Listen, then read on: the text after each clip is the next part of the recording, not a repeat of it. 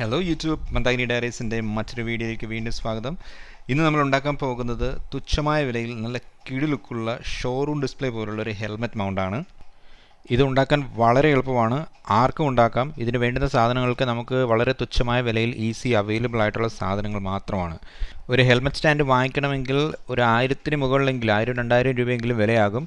പക്ഷേ ആ ഒരു ചിലവ് ഒഴിവാക്കാനായിട്ടുള്ള ഒരു DIY വീഡിയോ ആണിത്. നമുക്ക് നേരെ വീഡിയോയിലോട്ട് പോയിട്ട് ഉണ്ടാക്കുന്നത് എങ്ങനെയാണെന്ന് നോക്കാം. നമുക്ക് വേണ്ടുന്ന സാധനങ്ങൾ എന്തൊക്കെയാണെന്ന് നോക്കാം.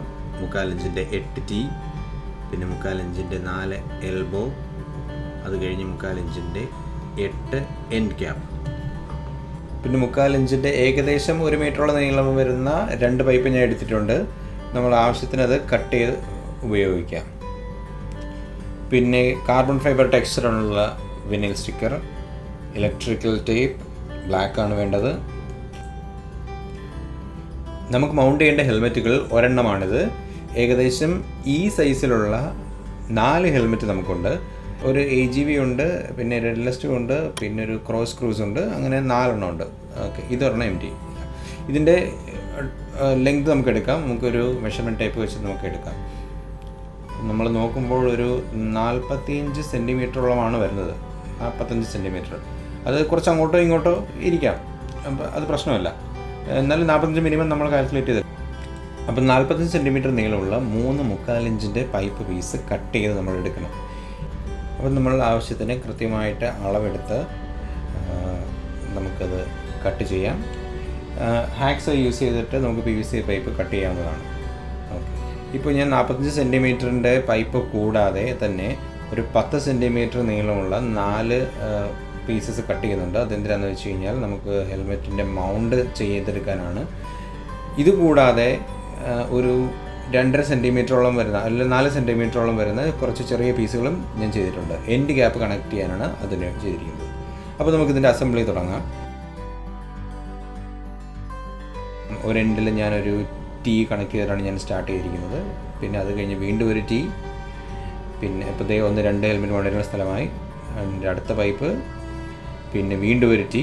ഇപ്പം 3ാമത്തെ മൗണ്ടിനുള്ള സ്ഥലവും ഞാൻ എടുത്തിരിക്കുന്നു.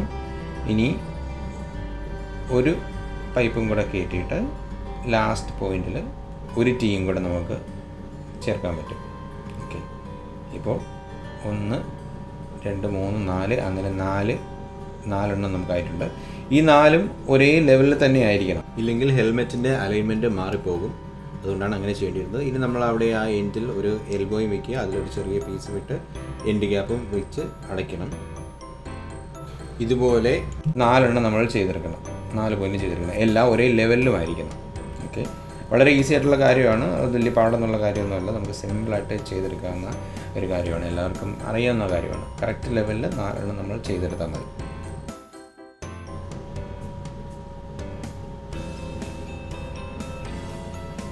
അങ്ങനെ 4 എണ്ണം നമ്മൾ ചെയ്തെടുത്തിട്ടുണ്ട്. ഇനി ഈ എൻഡിൽ കണ്ടില്ലേ, ഈ എൻഡിൽ ഞാനൊരു ടീ വെക്കുന്നുണ്ട്. ടീ വെച്ച് അതിനുള്ളിലേക്ക് 2 ചെറിയ പീസും കയറ്റി വെച്ചിട്ട് അതിന് എൻഡ് ക്യാപ്പും കയറ്റി വെച്ച് അത് ഞാൻ സീലും ചെയ്യും. ഇതിൻ്റെ ഉപയോഗം എന്താണെന്ന് വെച്ച് കഴിഞ്ഞാൽ, നമ്മളിത് മതിലിൽ ഫിറ്റ് ചെയ്യുമ്പോൾ, അതിൽ വാളിൽ ഫിറ്റ് ചെയ്യുമ്പോഴത്തേക്കും ഇത് അങ്ങോട്ടും ഇങ്ങോട്ടും കിടന്ന് ആടാതിരിക്കാൻ ഇത് ഹെൽപ്ഫുള്ളായിരിക്കും. അതിനാണ് മെയിനായിട്ട് ഈ ടീ ഞാൻ ഉപയോഗിക്കുന്നത്. ഈ ടീ ഞാൻ 2 എൻഡിലും, അതായത് ടോപ്പിലും ബോട്ടത്തിലും ഞാനിത് വെക്കുന്നുണ്ട്. കണ്ടോ, എൻഡ് ക്യാപ്പ് കയറ്റി അത് ക്ലോസ് ചെയ്ത് വെച്ചു. ഓക്കെ, ഇത് ഞാൻ അപ്പുറത്തെ എൻഡിലും ഇത് ഞാൻ ചെയ്യുന്നുണ്ട്. ഇനി ഞാൻ ഇതെല്ലാം ഒരു സൂപ്പർ ഗ്ലൂ വെച്ചിട്ട് ഞാനൊന്ന് ഒട്ടിച്ച് വെക്കുകയാണ്.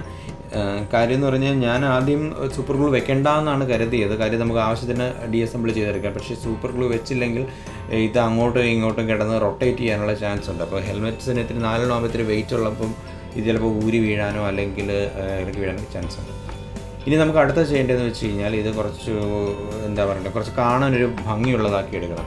ഇതിനുവേണ്ടി ഞാൻ ചെയ്യുന്നത്, നമ്മൾ കാർബൺ ഫൈബർ ടെക്സ്ചറുള്ള വിനൈൽ ഒട്ടിക്കുകയാണ്. ഇത് ഞാൻ AliExpressൽ നിന്ന് വാങ്ങിച്ചതാണ്. കുറച്ച് ഗ്ലോസിയാണിത്.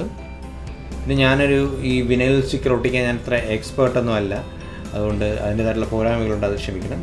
ആവശ്യത്തിന് ലെങ്തിൽ ഞാനത് കട്ട് ചെയ്തെടുത്തിട്ട് അതിൻ്റെ സ്റ്റിക്കറിൻ്റെ പിറകിലത്തെ പേപ്പർ ഇളക്കി കളഞ്ഞു. ഇനി ഞാനിങ്ങനെ ഒട്ടിക്കുകയാണ്. ഒരു ചെറിയ പ്ലാസ്റ്റിക് കാർഡ് വെച്ചിട്ടാണ് ഞാനിത് തേച്ച് ഒട്ടിക്കാൻ പോകുന്നത്.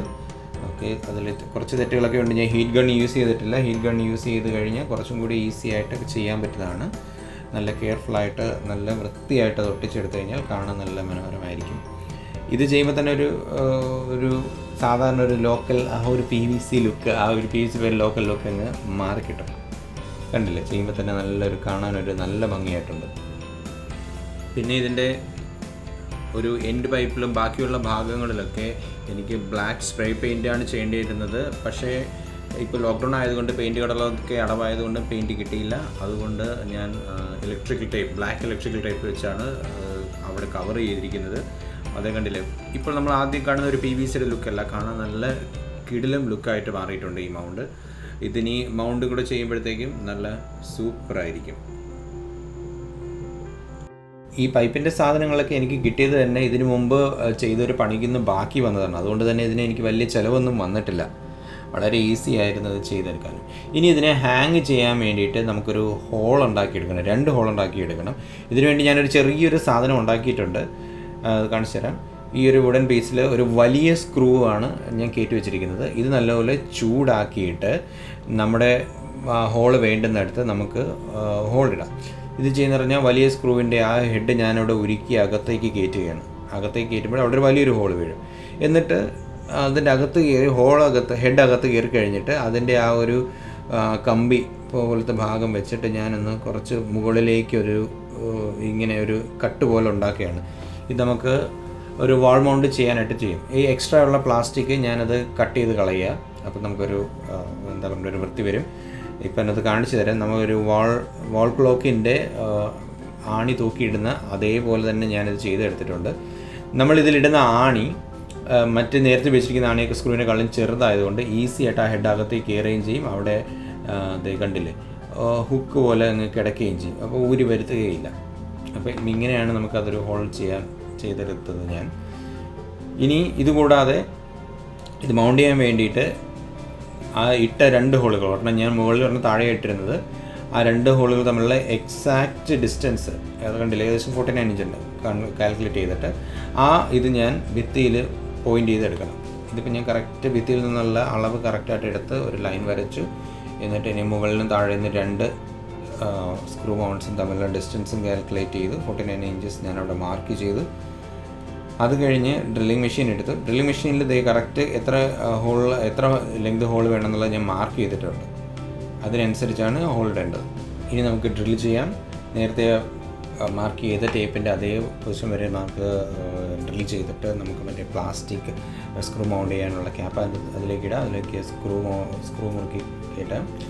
ഇത് മുകളിലുമുണ്ട്, താഴെയും ചെയ്തിട്ടുണ്ട്. അപ്പോൾ അതായത് ഇത് താഴത്തെയാണ്, ഇത് മുകളിലത്തെ. ഇതിലേക്ക് നമുക്ക് മൗണ്ട് ചെയ്യാം. അതിനു മുമ്പേ നടുക്ക് വരുന്ന മൗണ്ടുകളുടെ ഭാഗത്ത് 2 പീസ് ഡബിൾ സൈഡ് ടേപ്പ് ഞാൻ ഒട്ടിക്കുന്നുണ്ട്. ഇത് 3M ആണ്, നല്ല സ്ട്രോങ് ഡബിൾ സൈഡ് ടേപ്പാണ്. മുകളിൽ കറക്റ്റായിട്ട് ഇതിട്ടതിന് ശേഷം കറക്റ്റ് ആ പൊസിഷനിലിട്ടതിന് ശേഷം നമ്മൾ താഴേക്ക് വന്നിട്ട് രണ്ടാമത്തെ അവിടെ 3M ടേപ്പ് ഉണ്ടായിരുന്നു, അത് നല്ല രീതിയിൽ പ്രസ് ചെയ്ത് ഒട്ടിക്കുക. ഇനി തൊട്ട് താഴെയുള്ള മൗണ്ടിലും ഈ മൗണ്ടിലും 3M ടേപ്പാണ്.